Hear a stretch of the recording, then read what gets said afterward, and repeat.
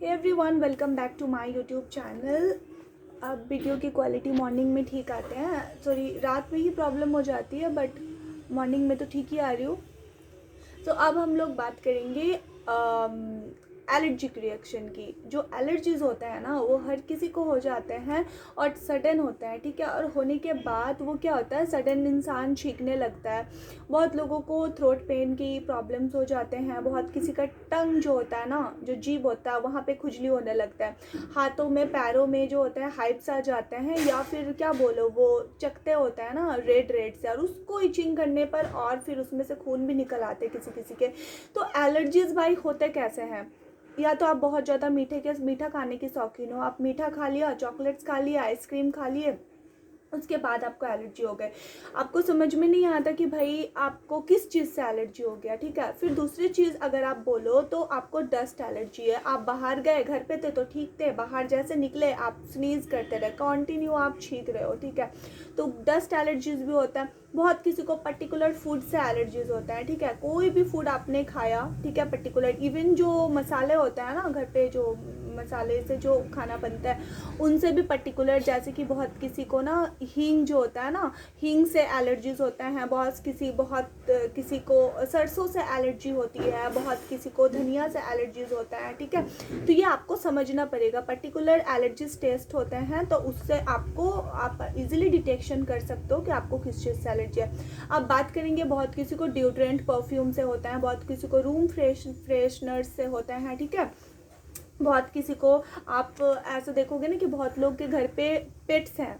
बहुत लोग पेट लवर्स जो होता है ना, घर पे अपना पेट पाल कर रखते हैं, और फिर उनको क्या होता है ना, बहुत किसी हगी करने के बाद पता चलता है कि भाई उनको भी बहुत सारे इश्यूज़ हो गए, जैसे हाथों पैरों में खुजली हो गया, फीवर हो गया, स्कैल्प जो हो गए उनके इची हो गए, और फिर पिंपल्स एक्ने जैसे प्रॉब्लम्स भी आपको देखने को मिल सकता है। ये सारे चीज़ें जो होते हैं किसकी वजह से, एलर्जीज़ की वजह से। ये एक नॉर्मल सा चीज़ है जिसको आपको बस समझना पड़ेगा, क्योंकि आप एलर्जीज़ को ना हमेशा के लिए रिमूव नहीं कर सकते, लेकिन हाँ आप उसको कंट्रोल कर सकते हो। क्योंकि जिस एनवायरनमेंट में हम लोग रह रहे हैं ना, वहाँ पर डस्ट एलर्जीज़ बहुत होते हैं। बहुत ज़्यादा डस्ट एलर्जी की पॉसिबिलिटीज़ 90% लोगों को है। आप ट्रैवल कर रहे हो, बाहर जा रहे हो, कहीं पर दूसरे सिटीज़ में जा रहे हो, तो ऑब्वियसली एक जगह से दूसरे जो होता है ना, बोलते हैं ना पानी के चेंजेस हो गए, तो भी आपको जो होता है ना कॉफ कोल्ड की प्रॉब्लम, या फिर आपको फीवर जैसी इश्यूज़ भी हो जाता है ड्यू टू क्या, किसके वजह से, आपको एलर्जिक रिएक्शन की वजह से होता है, ठीक है। तो अब इससे बचने का क्या उपाय है, मैं वो आज बताऊंगी। प्रिवेंशन कैसे हो, जिसको आप ले सकते हो।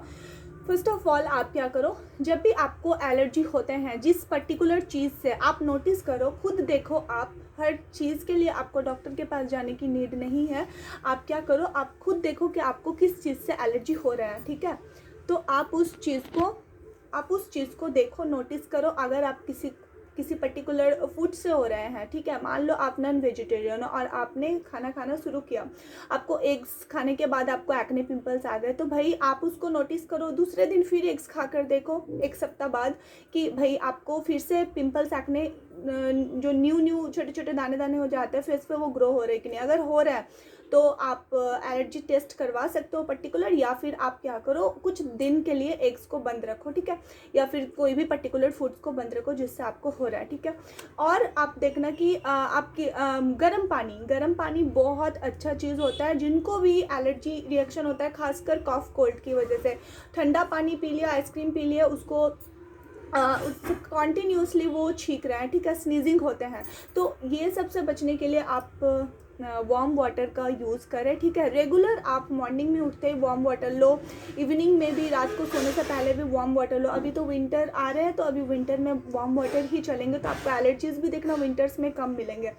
लेकिन विंटर्स में जो लोग भी कोट, जैकेट, स्वेटर जो लोग पहनते हैं ना, उनसे भी एलर्जीज होते हैं भाई, क्योंकि वो लोग उनको एक बार पहन के तो ऑब्वियसली कोई वॉश नहीं करता, बट आपको कम से कम वीक में एक बार या 2 बार वॉश करके ही पहनना है। नीट एंड क्लीन कपड़ों को रखोगे ना, तो आप एलर्जीज से बच जाओगे, सच बता रही हूँ। अपना टॉवल अलग रखो, अपना हैंकी अलग रखो। इवन जो मास्क आप पहनते हो ना, वो मास्क आप डेली आप वॉश करो। बहुत कोई डेली वॉश नहीं करता है, उनसे भी उसको एलर्जीज होता है।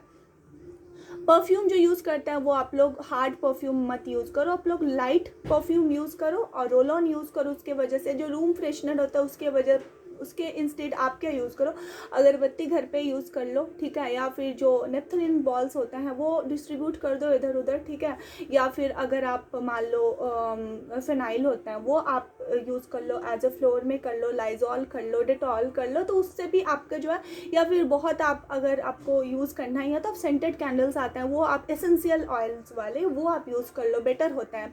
अगर आपको कॉन्टिन्यू एलर्जीज़ की प्रॉब्लम हो रही है, इसकी मैं बात कर रही हूँ, ठीक है, बहुत कुछ कुछ सोप से भी एलर्जीज होते हैं, तो वो आपको आइडेंटिफाई करना पड़ेगा, आपको खुद करना पड़ेगा कि आपको किस चीज़ से हो रहा है एलर्जी। बहुत किसी को मिल्क से भी एलर्जीज होते हैं, तो बहुत जिनको भी मिल्क से एलर्जी होता है ना वो मिल्क में थोड़ा टर्मरिक डालकर पिए, और मिल्क को ठंडा करके, जिनको एसिडिटी की प्रॉब्लम है उनको ठंडा मिल्क पीना चाहिए, बट जिनको कफ एंड कोल्ड की बहुत ज़्यादा प्रॉब्लम है ना उनको मिल्क और एग्स, ठीक है, ये चीज़ें अवॉइड करनी चाहिए आइसक्रीम्स के साथ, और खासकर बनाना। बहुत लोग को केला खाने के बाद ना, केला जब भी आप खाओ ना मॉर्निंग टाइम में खाओ, 4 o'clock जैसे कि इवनिंग के 4 बज गए ना, आप कोई भी फ्रूट्स खाना बंद कर दो। 5-6 बजे जो लोग भी फ्रूट्स खाते हैं ना उनको सर्दी की इशूज तो होते ही होता है। ओवर राइप्ड बनाना भी नहीं आपको खाना चाहिए, नॉर्मल, ना तो केला ज़्यादा कच्चा है ना तो पका है, नॉर्मल केला खाओ, आपको कभी सर्दी नहीं होगी। ठंडा जो फ्रीज से निकाले हुए जो बनानाज होता है ना वो आप खाओगे तो आपको सर्दी होगी होगी।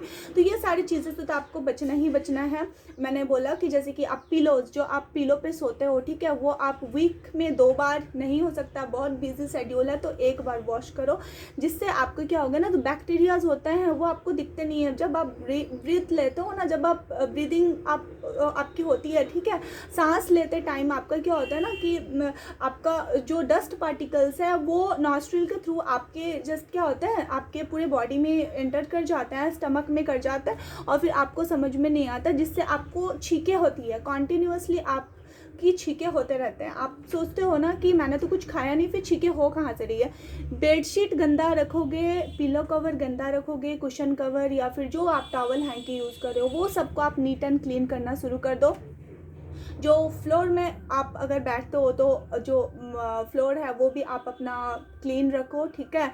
हैंड को तो आप वॉश करते ही हो खाना खाने से पहले, ये तो बोलने की ज़रूरत नहीं है, बहुत लोग वॉश करते हैं, बट हाँ आप यूज़ करो कि हैंड वॉश का यूज़ करो। डायरेक्ट आप ऐसे नॉर्मल वाटर से ऐसा जो धोते हो ना, नहीं, फिंगर्स के जो ये वाला कॉर्नर है ना, हम लोग हैंड वॉश करते हैं बस ऐसे कर लेते हो जाता है, नहीं, जो फिंगर्स का ये वाला जो पोर्शन होता है ना, ये वाला होता है, जिनके नेल्स, वैसे मेरे बड़े नहीं है उतने, बट जिनके नेल्स बहुत ज़्यादा बड़े हैं ना उनको स्पेशली लेफ्ट हैंड में रखो, तो चलो लेफ्ट हैंड से बहुत कोई लेफ्टी होता है, बट खाते मोस्टली राइट हैंड से ही है, या फिर अब इसको स्पून का यूज़ कर लो जिनके नेल्स बड़े हैं, ठीक है। और राइट हैंड में जिनके बड़े होते हैं ना उनको अच्छे से क्लीन करना चाहिए, क्योंकि अंदर ना जो गंदगी किसी किसी के होते हैं, डस्ट पार्टिकल्स होते हैं, और नेल्स बड़े होने के कारण वो दिखता नहीं है, और फिर उसी में वो लोग खाना खा लेते, तो पेट में जिससे होता है ना वॉमिट हुआ, डायरिया हुआ, ये सब कंटिन्यू होते रहता है।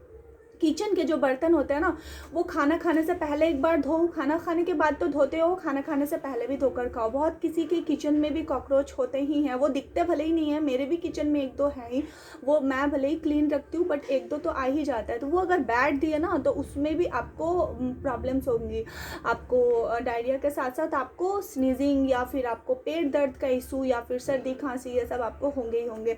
तो ये साफ़ करो, जितने भी माइट्स होते हैं घर पे या फिर घर पे जो धूल होता है ना उसको सप्ताह में 1 बार आप क्लीन करो, इससे भी। और स्पेशली आपका डोर मैट को जब आप लोग जब क्लीन करते हो ना तो अपना मास्क आप वेयर करो, उसके बाद क्लीन करो, ठीक है। और डोर मैट को भी कोशिश करो कि मंथ में 2-3 बार आप उसको अच्छे से, अगर वॉशेबल है तो वो आप यूज़ करो, वॉश करो, अपना कारपेट को वॉश करो। तो ये सब चीज़ों को आप अगर फॉलो करोगे ना तो देखना आपका सर्दी जो है ना वो ऐसे ही भाग जाएगी, और आपको बार बार जो एलर्जी वाली प्रॉब्लम होती है ना वो भी नहीं होगी।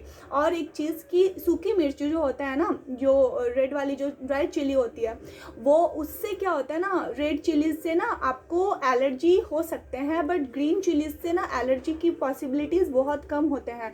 तो आप इंस्टेड ऑफ वो ड्राइड जो चिली होता है उसको आप अवॉइड करो, रेड चिली आप एकदम कम क्वांटिटी में आप उसको ले सकते हो, खा सकते हो, बट जो सूखी वाली मिर्ची होती है ना उसको आप अवॉइड करो, ठीक है। उससे भी एलर्जी बहुत लोगों को होते हैं बट उनको समझ में नहीं आता, ठीक है। लहसुन की अगर बात करेंगे तो आप कच्चा भी खा सकते हो हनी के साथ, ठीक है, बट खाली पेट नहीं खाना, उससे एसिड की प्रॉब्लम आपको, एसिड रिफ्लेक्स की प्रॉब्लम आपको बढ़ सकती है।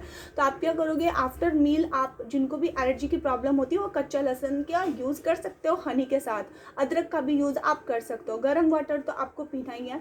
नॉनवेज आप कुछ दिन के लिए बंद रखो, जिनको बार बार सर्दी खांसी की प्रॉब्लम हो रही है, आइसक्रीम बनाना हुआ, बनाना मिल्क शेक हुआ, ये सब की चीज़ें आप बंद करो तो कुछ दिन के लिए। उसके बाद आप देखो कि आप कैसा फील कर रहे हो, ठीक है। तो ये सारी चीज़ें कुछ है आपको, ये आप देख लो कि आपको कैसा फील हो रहा है। उसके बाद फिर आप मेरे को कमेंट करके बताना। सो आई होप आपको मेरी वीडियो अच्छी लगी, थोड़ी सी यूज़फुल लगी होगी। सो अपना ख्याल रखना। Till then bye bye, take care.